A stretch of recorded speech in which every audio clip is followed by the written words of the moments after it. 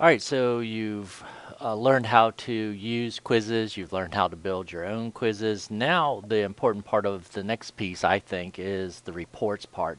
So here are some of my different ones that I've given over time, and notice I name my things like multiplication checkpoint alpha because alpha just tells me it's the first one that I gave, and so forth and so on. So here are all my different reports, all the ones that have been completed. Let's choose this one that has 55. This was on subtraction checkpoint foxtrot, and 92%. So anyway, let's click over here on view.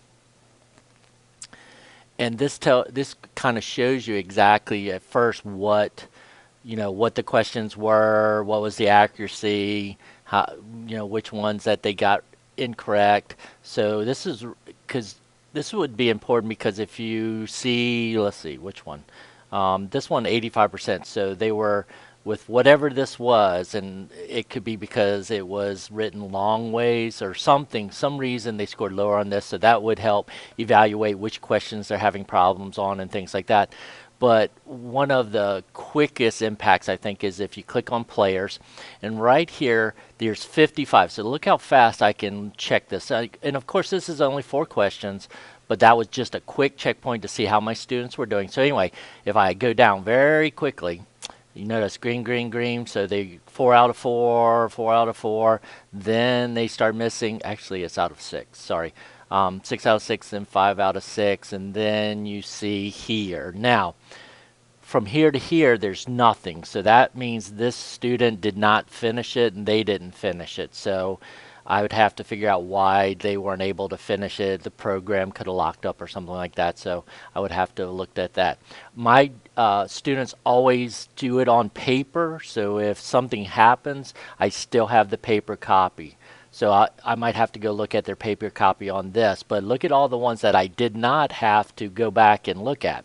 Now, these students here missed 2 out of 6, which wasn't bad, but I still would touch base with this group to see if they needed help or whatever. If I had a student that missed 5 out of 6, right away you would know there's an issue there. So look how fast you can evaluate. You could give this first thing in the morning, and within minutes you could tell what groups you need to pull together and which ones you need to work on, things like that. So I think this is very powerful. If you want to, I think one of the great parts of this is you can download this as an Excel spreadsheet. So if you click here, it's downloading right here. As soon as it finishes, I'll open it up. And then you can use this for your records. So if this was a bigger one, now this is a little bit more detailed. And again, I think the first view is the one that makes it easier to see. But also, I have a 91% accuracy here. It shows me every one, and you could scroll down to see which ones scored, and you can see which questions they missed. So again, this does it for you. It sets it up in a chart for you. This is one of the parts to quizzes that makes it so powerful. Even with a simple 6-question one, you can see instantly who did what. While I'm looking at these names, because students do have different first names, make sure at least you include their last initial when you have them write things in like that.